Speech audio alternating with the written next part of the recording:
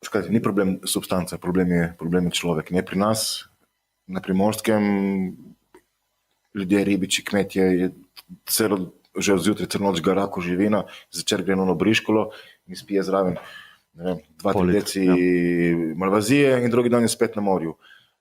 Sem imel tudi Tajce v komuni, na Tajskem pač nimajo vina, imajo opi. Nono, dedek dela z unim volom, vleče na riževih poljih, vse danes večer gre malo na njihove domine in na pipo skodi malo opija, kot tako heroin, pa drugi dan spet orjenivo.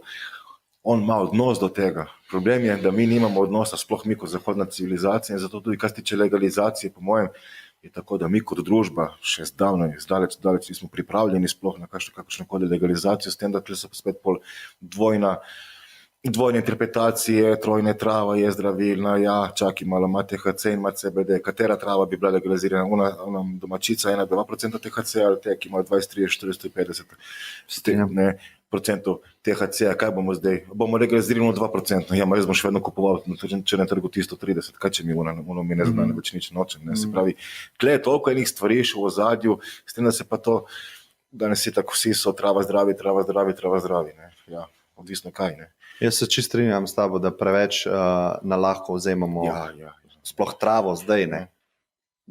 To danes ni več ista stvar, kot je bila pred 20 leti, glih zaradi THC-ja, ki ima večjo vsebnost THC-ja, manjšo CBD-ja.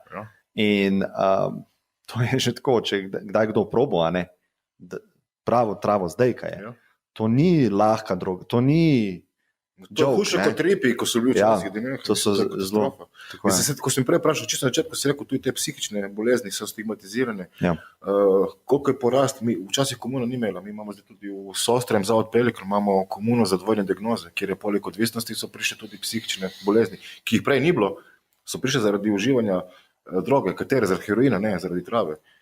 Ta trava in sploh te nove, vse te psihozo povzroča, šizofrenijo, razne psihične bolezni, ki vsak od nas jih ima nekje v sebi in so celo življenje so tam tiho spijo. Ja, eni več, eni manj, eni nikoli ne bojo razvili, ne? Tako.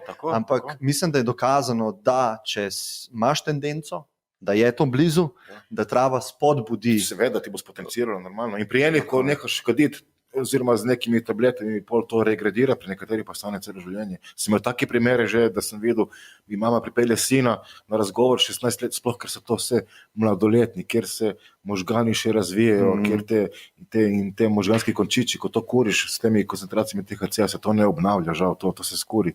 Bi pripelje sina na razgovor 15-letnika, se poprav, sem v pisarni prije mama, evo, kje pa je sin, je v avtu. Zakaj je v avtu? Ja, grem pogledat, leži na zadnjem sedežu, slina mu teče, lizika v ustih in pogled Dark Side of the Moon.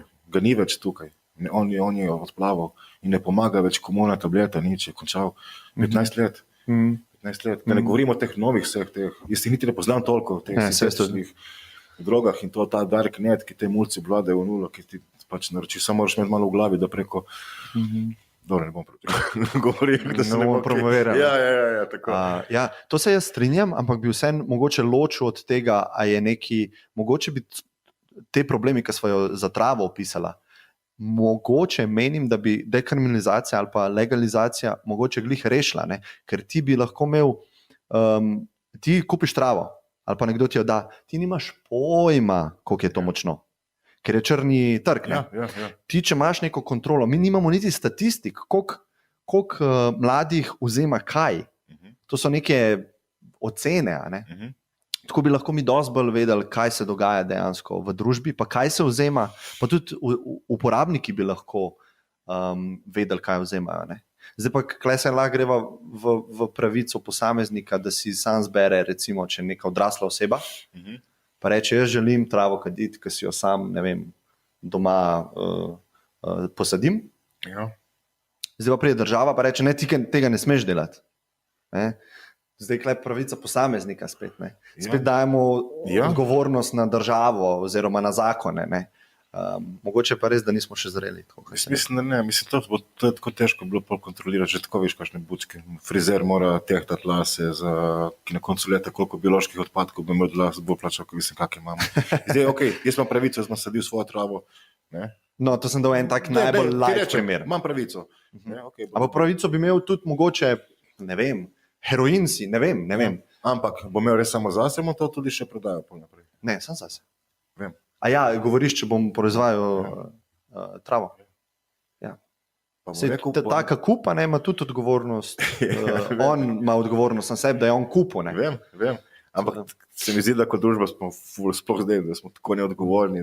A misliš, da bi se povečala količina zaužite droge, če bi... Jaz mislim, lahko mi tle zdaj analiziramo in se tudi razstrinjam s tabo določenih stvareh. Tudi mislim, da ne bilo samo negativno, ne, bilo tudi pozitivno, ampak mislim, da sporočilo je bilo samo to. Ne. Pač to je ok. To je ok, tako. Aha, ja. To bi bilo tisto. Ja.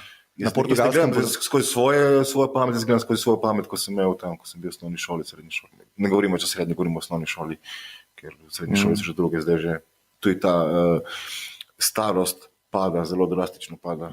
Kaj prvič probajo Ja, to je že govorimo govorimo tudi o travi in o kokainu, govorimo že o osnovni šoli, brez da si zatiskam oči, ki povem, kjer hodim po šolah. Jaz sem se z bratrancem pogovarjal, pa bratom, ki sta mlajša, mladoletna, in sem jih malo spraševal, kaj se na teh žudih. In ta mali dejansko neka zdravila, a je to Ritalin, snifajo, tako take, mislim, rekel bi napredne stvari.